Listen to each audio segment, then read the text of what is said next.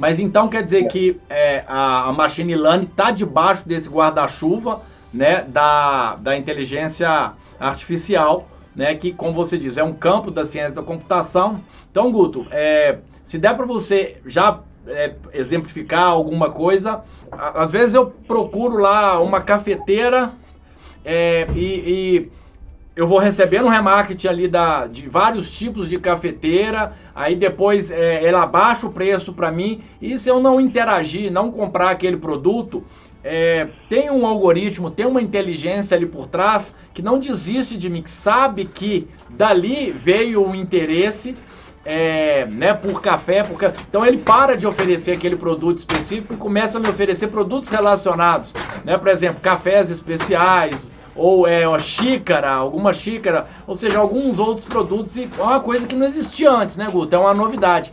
Então eu te pergunto, respondendo aí o que vários colegas me perguntam, isso é fruto de inteligência artificial já aplicada aí nos navegadores, no Google, no Facebook, etc? Esse exemplo é sensacional, né? Pegando o gancho do café, a gente ainda tem outros que a gente usa diariamente, né? Netflix, YouTube. Mas essa procura na internet que a gente faz eu acho que é a maior fonte de dados que a gente tem hoje em dia, né? Então as empresas coletam aqueles dados e eles simplesmente vão mapeando o que aqueles consumidores fizeram, né? Então quem procurou café, procurou por mais o quê? Procurou por uma cafeteira, procurou por filtro de café, procurou por biscoito, procurou por apartamento para alugar, sabe? São coisas diversas, né? Que a gente vai conseguindo identificar padrões através desses algoritmos de inteligência artificial, né? Quando eu falo algoritmo, é interessante esclarecer, né, que às vezes esse é um conceito também que as pessoas estão falando e muita gente não sabe o que significa.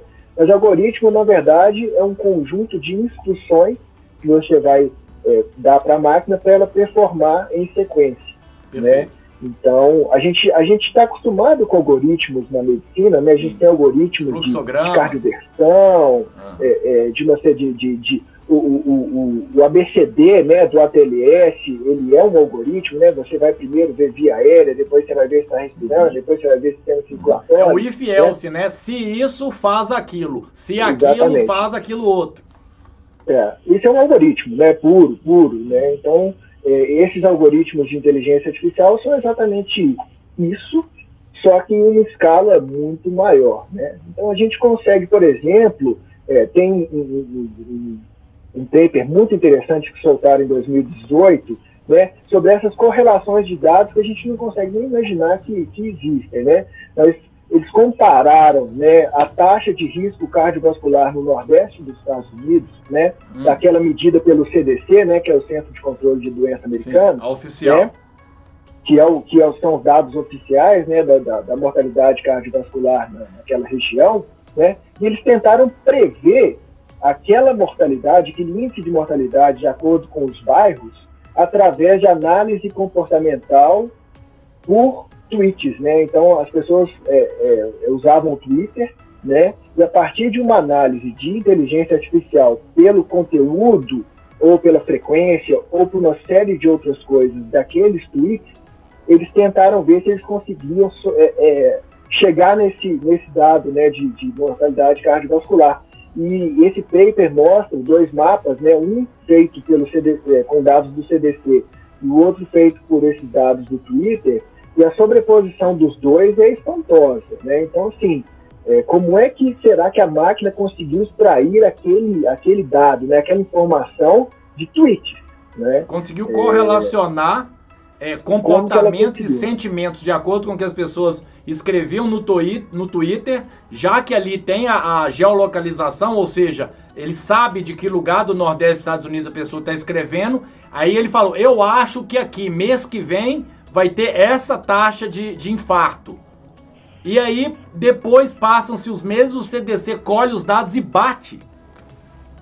Exatamente, né? Então, isso aí foi um protótipo, né? Um protótipo, mas você entende bem, né, como que a tomada de decisão pode ser feita de uma forma muito mais dinâmica se você tiver esse tipo de instrumento, se você não tiver que esperar um reporte do CDC que vai sair, sei lá, de 6 meses, de 8 em 8 meses. Não, imagina o trabalho que é coletar esses dados de todas as clínicas, de todos os hospitais, juntar, validar tudo isso manualmente. Na verdade não é de forma manual, porque o CDC também usa AI, né? Então, assim... Ela também já está mais tecnológica um pouco. Exatamente, mas de toda forma, você tem que esperar aqueles dados serem digeridos, né? Os especialistas têm que soltar. Você tem uma máquina que quase que, não sei se é real time, mas assim, é realmente uma tomada de decisão com uma dinâmica muito, muito maior, né? Do que se você esperar esses resultados consolidados do CDC, né? Perfeito. Então a gente vê a inteligência artificial exatamente nisso. Você vê um filme, logo já estão te sugerindo um filme parecido. Por que é aquilo? Porque várias pessoas que viram o mesmo filme que você gostaram daquele outro filme.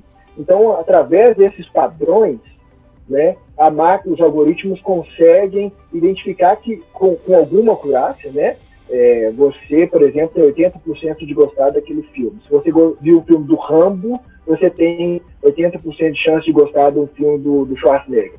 Sim. Então, nesses padrões que a gente vê a inteligência artificial atuando nas nossas vidas aí durante os nossos programas mais diversos, né? E se a pessoa abandona o filme logo no inicinho, ele evita de te mostrar filmes relacionados, filmes próximos àquilo.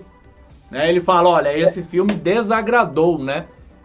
Filme onde você nem clicou nele vai ser mais mostrado para você do que um que você clicou, começou e abandonou. Você entregou para ele um dado de que, dei minha atenção durante 10 minutos e abandonei e não voltei. Fiquei uma semana, não voltei nesse filme.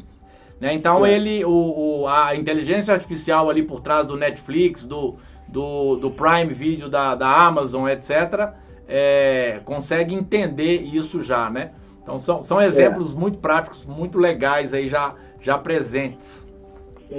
E a gente pode canalizar esse poder todo para a medicina, né? Esse exemplo do Twitter é belíssimo, né? Que a gente consegue usar dados que a gente nem imagina que tem valor. Esse é de abismar, esse exemplo é muito interessante.